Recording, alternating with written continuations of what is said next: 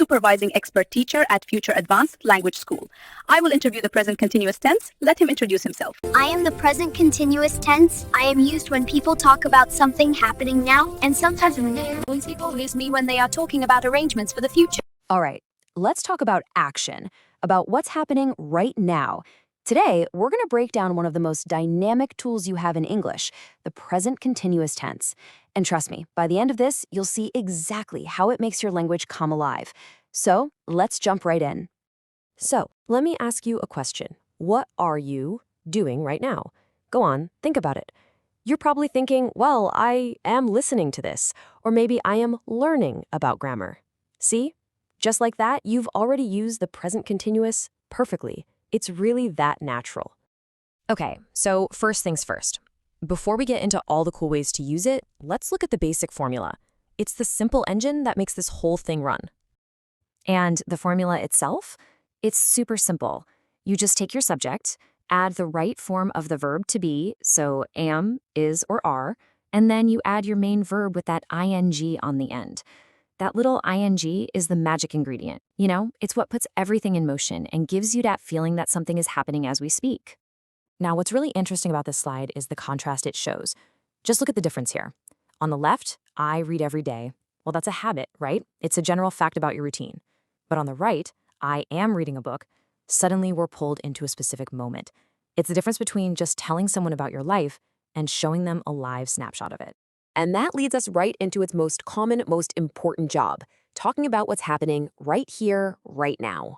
Think about this classic example. When you say, the dog is barking, you're basically a live reporter on the scene. The action, the barking, is happening at the very same moment that you're speaking. And hey, here's one that's literally true for you right this second. It's a perfect example of how the present continuous connects what we say directly to our immediate reality. Now, this one is interesting because it kind of stretches our idea of now. The construction crew probably isn't hammering nails at this exact second, but the project is an ongoing thing in this current period. So now doesn't have to mean right now. It can also mean today, this week, or even this year. But wait, there's more. This tense isn't just for what's happening in the present moment. Let's move on and see how this builds. We're going to explore some of its other key jobs, from talking about temporary stuff to even planning for the future.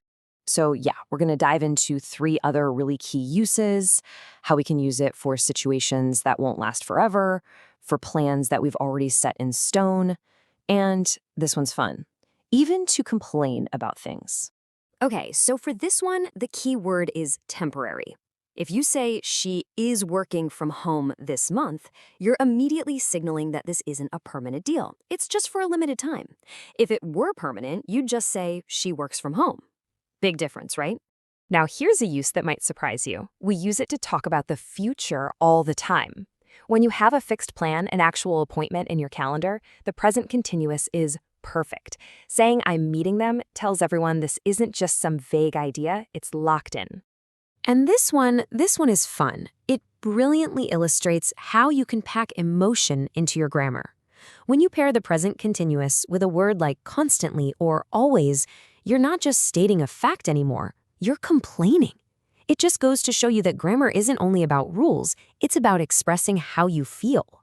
All right, for our last section, let's talk about a super common trap, a mistake that lots of people make.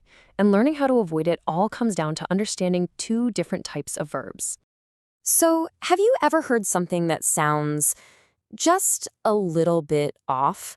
Like somebody saying, I am knowing the answer, or I am wanting a coffee. It just doesn't sound right, does it? Well, let's dig into exactly why that is. The reason for that has a name: stative verbs. These are words that describe a state, not an action. The best way to think about it is like this. They're a snapshot, not a movie. Things like knowing, wanting, or believing. These are states of being you're in, not activities you're actually doing.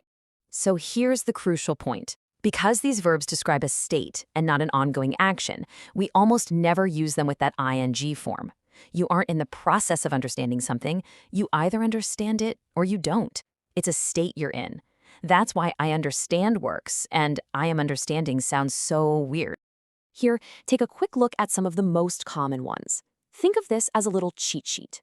You'll notice they're all about thoughts, feelings, senses, or ownership. Just keeping this general idea in mind will really help you avoid that common mistake. All right, let's boil all this down to the main takeaway.